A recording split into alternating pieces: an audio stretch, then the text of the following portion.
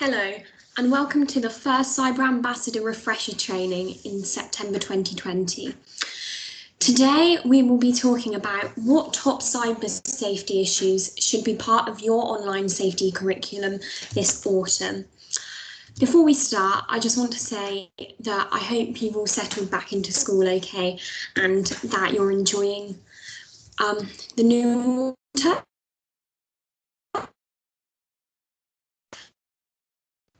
In today's session, we will be looking at 5 different topics that are upcoming topics, really important for you as cyber ambassadors to focus on in your schools. So these are, firstly, the Internet Minute and Disconnect to Connect, speaking to strangers online, privacy settings, online challenges, and sharing online content.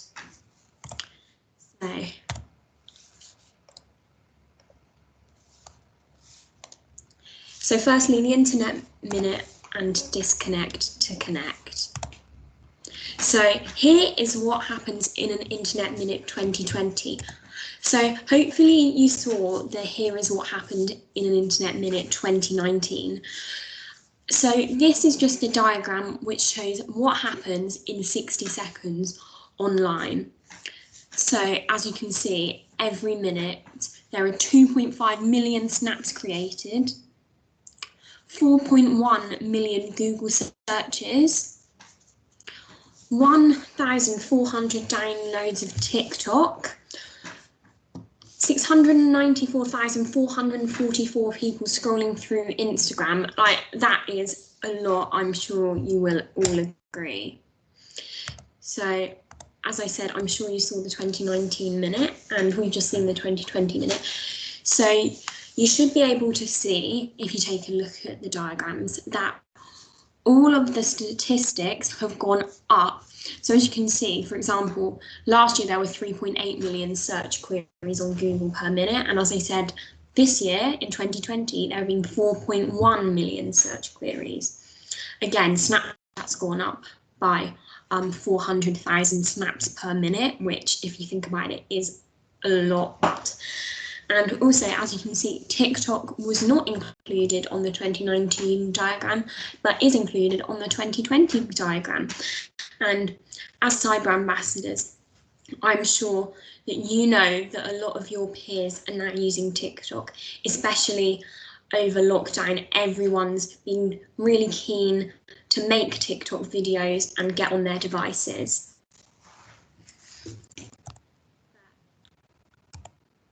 Although you have all been spending a lot of time on your devices, it is really important to disconnect to connect. So it's just so important to take some time off of your devices and connect to the real world. It's just so you need to remember that balancing time online and offline is key so that you can enjoy the benefits of the digital world, but you can also limit the negative effects of the digital world, such as mental health issues and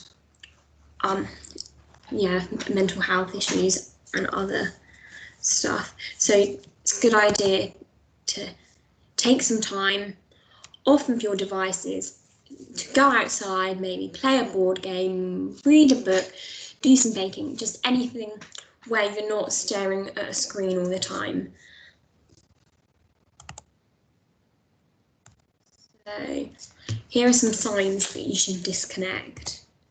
Firstly, if you feel your device getting warm, that means it's working in overdrive and that you've been on it for quite a while and that you should take some time off. Feeling tired or hungry. If you've got tired eyes, feeling starving because you've been playing on your devices for so long that you haven't had a chance to eat, then you know it's time to take some time off. Device out of charge. Wow.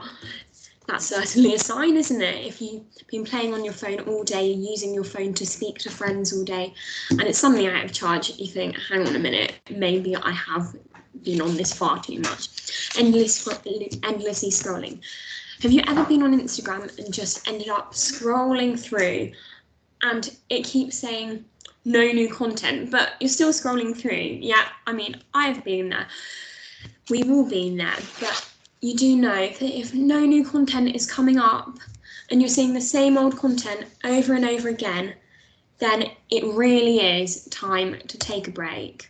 And also, going back, linking to feeling tired or hungry, if your eyes are hurting and you've been straining your eyes from looking at your phone, your laptop, your tablet, your TV, anything, if your eyes are hurting, then it's definitely time to disconnect. So now we're going to look at some features that can be used to balance your screen time. So do not disturb options. I'm sure most of you do know that it is possible to turn on do not disturb on your device to silence calls and notifications whilst your phone is locked. Also, bedtime modes. You are able to set bedtimes and so that you have the same bedtimes every day and do not disturb on during bedtime.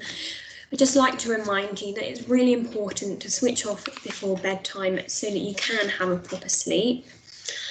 For example, Google's wind down feature does help you get ready for bed. So you can set your phone to grayscale so that your phone doesn't see any colour.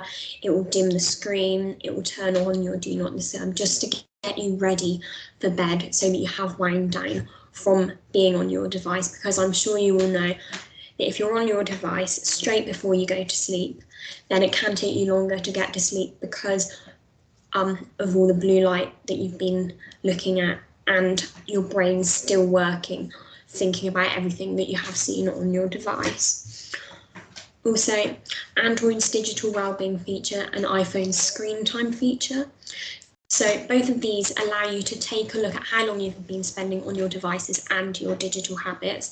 And I challenge you all to take a look at your screen time and how long you've been spending on certain apps, and it probably will surprise you. So if you think that the whole day is 24 hours and the average person sleeps for about 8 hours, that's 16 hours left of the day where you can be active.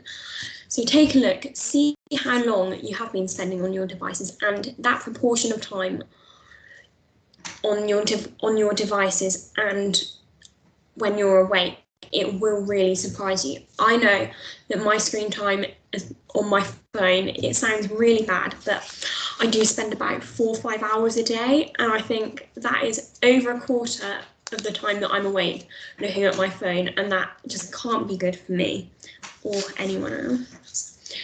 So also specialised apps like Moment and Forest. So again, Moment can help people disconnect through their screens from providing some guides and coaching just on how you can break those unhealthy digital habits. And again, it also measures screen time and other data. And the Forest app, I'm sure a lot of you have heard of this, but you can plant a tree, set a certain amount of time that you won't go on your phone for, and then let that tree grow for the amount of time. If you make it for that amount of time without going on your phone, then your tree will grow and your forest can be created. But if you do not manage to stay off your device for that amount of time, the tree will unfortunately die, which is not good. So yeah, just take some time to disconnect to connect. Secondly, we will be looking at speaking to strangers online. Here's just a warning. So because of lockdown, young people have been spending a lot more time on their devices, and well, everyone for that matter has been spending a lot more time on their devices, including criminals who are taking advantage of the fact that young people are spending that extra time on their phones and on social media. So as you can see from the articles, police forces across the world are warning that criminals and paedophiles are using coronavirus lockdown to target children, and the number of online child sex abuses cases logged by police has hit a record high, figures suggest. So strangers are using social media to speak to young people online, so it is really important that you do know what to do if a stranger does start speaking to you online. So just have a think about these different screenshots that I'm going to send you. They're fake scenarios, so no need to worry about who sent them or why they've sent them. So here we've got a message. Hey hun, haven't seen you in ages, fancy meeting for a coffee? Yes, of course, would love to when you're around. Saturday afternoon, about 3, yeah, fab with me, meet at Costa, perfect, see you then. So here it's just some friends that haven't seen each other in a while arranging to meet up. So I want you to think, do you think that this is all right to send? Yeah, so it's fine to speak to people online that you know in real life and to arrange to meet up with them. The next one. Would you send this? So you're speaking to a stranger, they say, it's great speaking to you. Do you fancy meeting up sometime? You say, yeah, it would be cool. They ask when you're around. You say Tuesday evening and they suggest to meet at the park. Would you send that? Hopefully you're saying no. It's really not a good idea to speak to people online who you don't know in real life. And most importantly, you should never arrange to meet up with someone who you do not know in real life. Next one. So your best friend asks for your address and you send it to them. Do you think that's all right? And the answer is yes. It's fine to send personal details to people who you know very well in real life, but it's not fine to post them online to your group of friends because then it could spread. It's also, there you go, sending a stranger your address. Do you think that's fine? No, again, it's not fine to send personal information to strangers and can be quite dangerous. Would you want a stranger just turning up at your door? I don't think so. So you've got to think, do you know that they are who they say that they are? And if someone makes you feel uncomfortable, so if you get that feeling, this is feeling a bit dangerous, I'm not really enjoying my time speaking to this person, then you should stop speaking to them, screenshot the chats, block them, and report them. And as I said previously, do not give out personal information to strangers. So a general rule to follow is that if you wouldn't tell a stranger something, if you're out on the street, if you wouldn't tell the stranger something, if you wouldn't show them that photo on your phone, then do not show it to them online, either by sending it to them or by posting it to them on your social media feed if you've got strangers on that feed. So now we're going to look at privacy settings. So, as you will see from this recent piece of news, apps, social media platforms and online games that are specifically targeted at children will now have to put privacy at the heart of their design. So, within 12 months, all apps and social media sites that children use will have to make privacy settings a lot more easier and accessible for young people to find and set up, and the privacy settings on these apps and on social media sites should be set by default. So apps and the social media sites have 12 months to comply with the new rules, or they will face some huge fines.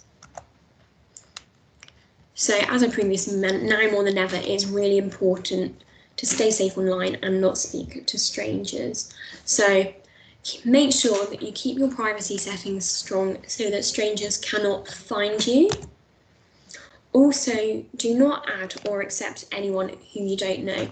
One other thing I would like to add is it's also not a good idea to post personal information in your social media bios. So for example, do not post your Snapchat and your Instagram bio or your mobile number in a bio, because then it could make it easier for strangers to find you and try and communicate with you. Right, so just take a look at these videos I've made about how you can keep your privacy settings online. How to stay safe on Instagram. Firstly, click on the profile button in the bottom right hand corner of the screen, and then click on the menu button in the top right hand corner of the screen. Next, click on the settings button and then the privacy button. From there, you want to make sure that your account is set to a private account. In the interaction section, If you click on the comments button, you can choose who you can block comments from, and you can also hide offensive comments.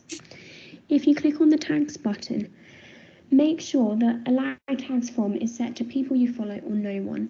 Also, turn manually approved tags on if allow tags from is set to people you follow, so that you can see what posts you've been tagged in before the posts appear on your profile. Then on mentions, make sure allow mentions from is set to people you follow or no one. And then also looking at the story, you can choose who to hide your story from and choose who can reply to your story. Again, it is a good idea to only allow message replies from people you follow or completely turn it off. Finally, it is also a good idea to turn show activity status to off so that people cannot see when you're online. Okay.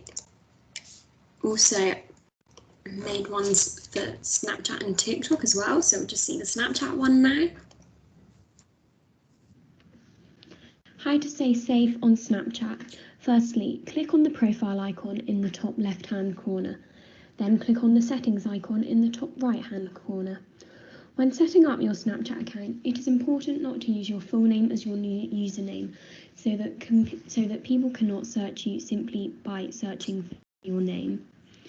Next, click on the mobile number button and make sure that let others find me using my mobile number is turned off. Do the same for email and make sure that let others find me using my email address is turned off.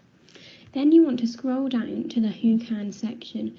You want Contact Me to be set to My Friends. You want View My Story to also be set to My Friends. And you want See My Location to be set to Ghost Mode so that only you can see your location. You also want Allow Friends to Request My Location to be turned off.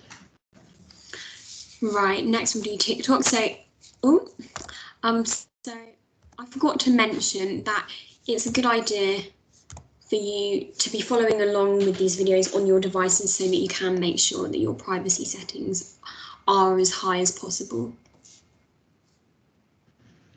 How to stay safe on TikTok. So in the profile screen, you want to click on the menu button in the top right-hand corner of that screen. Then you want to click on the privacy button and make sure your account is set to a private account and make sure that suggest your account to others is turned off. You also want ad authorization to be turned off, as you do not want to allow third-party advertisers to use your videos in their ads. On safety, you want allow your videos to be downloaded to be turned off. And you want who can stitch with your videos to be turned to friends or no one. And the same for duet, who can duet with your videos, friends or no one. Who can view your liked videos, you want that to be set to only me, and who can comment on your videos, again, you want that to be set to friends or no one. Comment filters, you want to be turned on, you want to filter spam and offensive comments, and you can also filter any other keywords. Finally, you can also see which accounts you have blocked.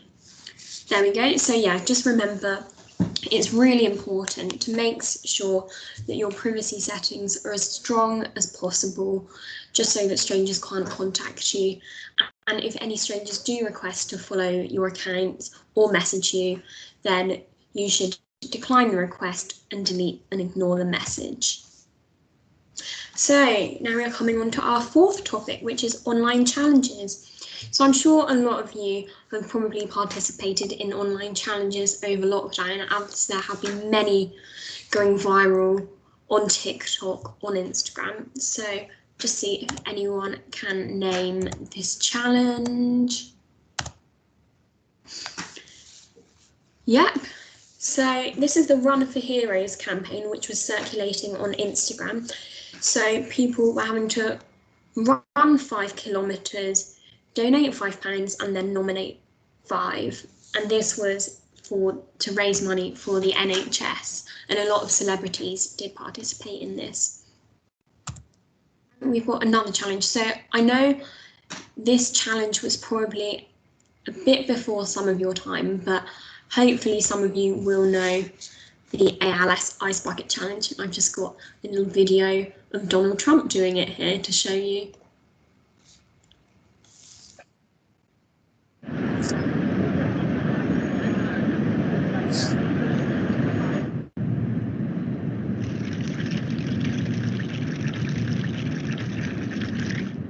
I've been called out by everybody for the ALS Ice Bucket Challenge. Homer Simpson, Mike Tyson, Vince McMahon, like everybody's going crazy over this thing. I guess they want to see whether or not it's my real hair, which it is. So here's what I'm going to do. Miss Universe and Miss USA, I own it. They're here.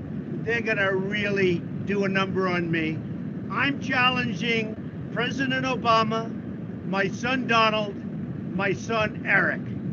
Let's go, ladies.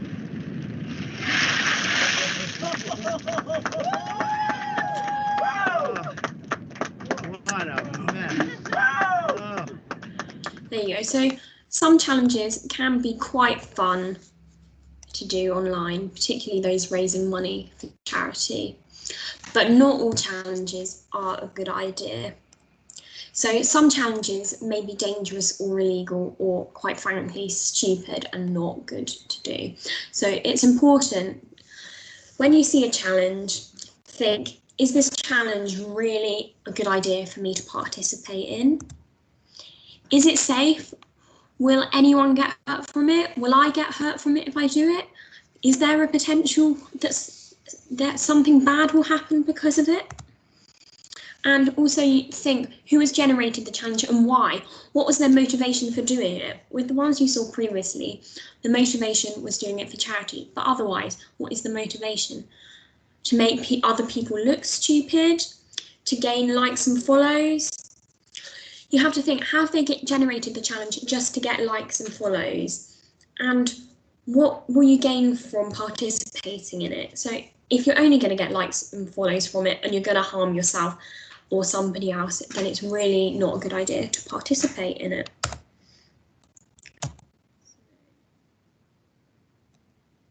It is okay not to participate in challenges that you don't feel comfortable doing. Sometimes you may feel pressurized by friends to participate in a challenge, but real friends will always understand if you do not want to complete an online challenge. And staying safe and respecting others is much more important than gaining likes or follows.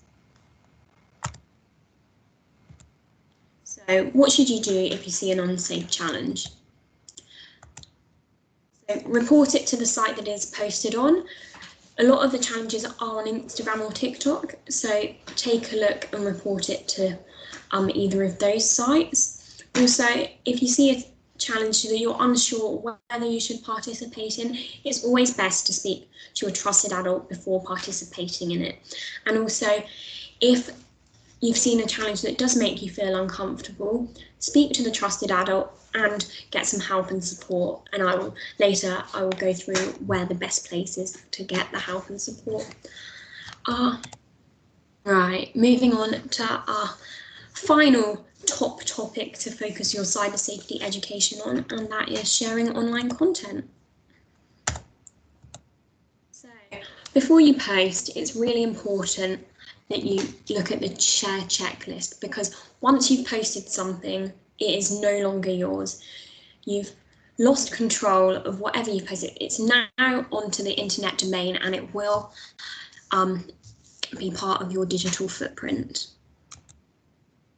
You've got to think, is it true? Does it sound believable? This is particularly relevant for a lot of things being posted about coronavirus. You need to think, is this actually true? Has it come from a reliable source? Also, have you read the full story or watched the full video? So there's no point just watching 5 seconds of the video and then sharing it because you think the first 5 seconds look funny. Watch it all the way through. Check that there's nothing that could upset or distress anyone in it. Again, that's the same with reading a story. Make sure that the content is suitable to be shared, because as previously mentioned, it does form part of your digital footprint. You want to think, is it promoting hate? If it's promoting hate, it's really not a good idea to post it, because you could potentially be breaking the law by posting something that's promoting hate. And also, will this post upset or offend anyone?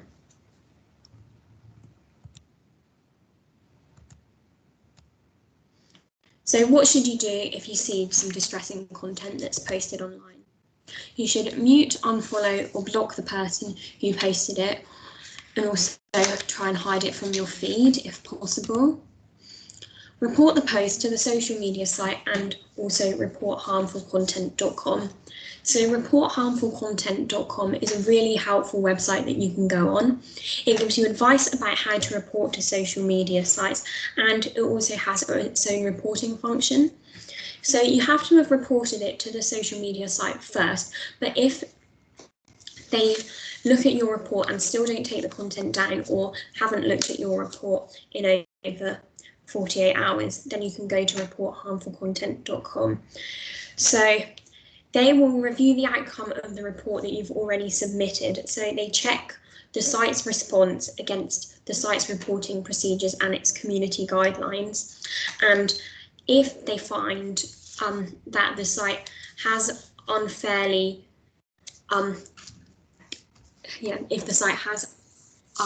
unfairly looked at your report and refused to take the content down, then they will give you further advice and support. Also, if you see distressing content, this goes without saying, but do not share it or send it to a friend, as it could upset or offend someone, and also go and speak to a trusted adult. So, where can you get help and support? And go and find internet safety help. So Childline, you can either ring them or use their online chat function. Young Minds UK, again, you can use their online chat function, or you can text YM to 85258. The Mix, again, you can call them, chat online, or text the Mix to 82558. So now I'm going to check your knowledge.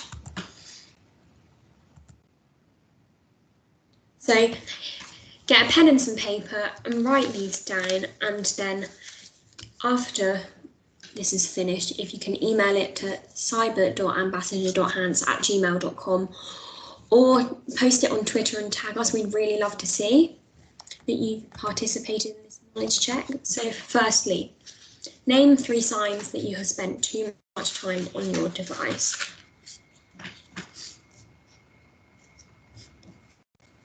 Secondly, what should you do if you're talking online to someone that makes you feel uncomfortable?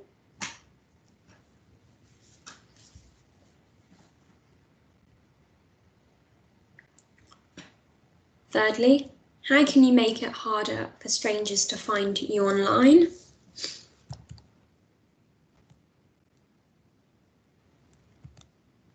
Fourth, what should you do if you see an unsafe online challenge?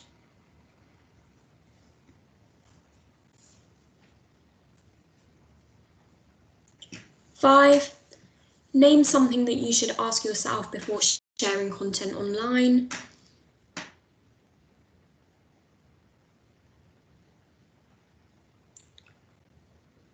And 6, where can you find help and support?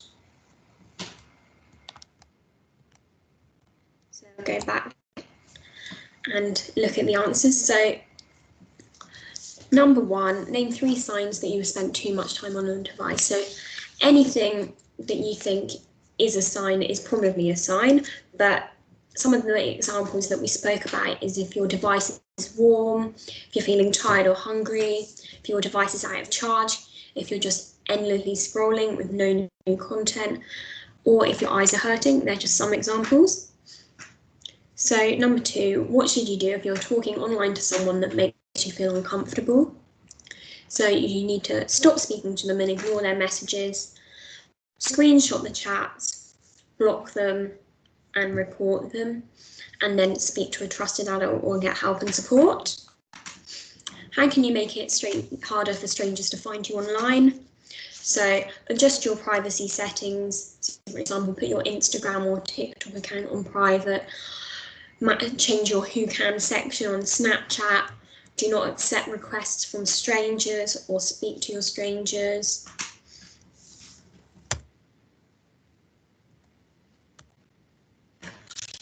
For what should you do if you see an unsafe online challenge?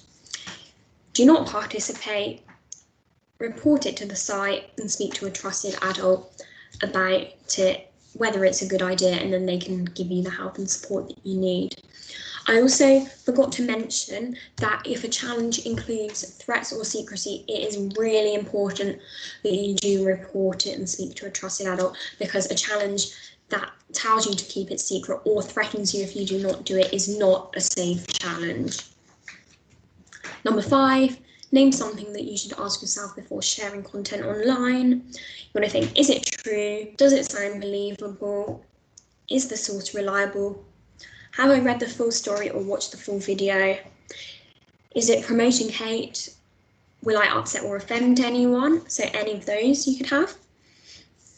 And number 6, where could you find help and support? So speak to a trusted adult, ring Childline, or use their online chat function, use Young Minds online chat function, or text them, or call the Mix, use their online chat function, or text them. So share how you did with us by either emailing us or posting on Twitter and tagging us. Thank you. So I hope you find that refresher training useful, and I hope you can incorporate some of the issues that we spoke about into your online safety curriculum this autumn. If you liked this, please like and subscribe to our YouTube channel and stay tuned for more refresher training videos that will be updated. And for schools in Hampshire that are part of the Cyber Ambassador scheme, please may the Cyber Ambassadors speak to their teachers, and they will have more information if you'd like to join in a live virtual training session where there will be interactive activities and you can interact with me. So hope you all have a lovely day and enjoy the rest of the autumn term. Thank you. Bye.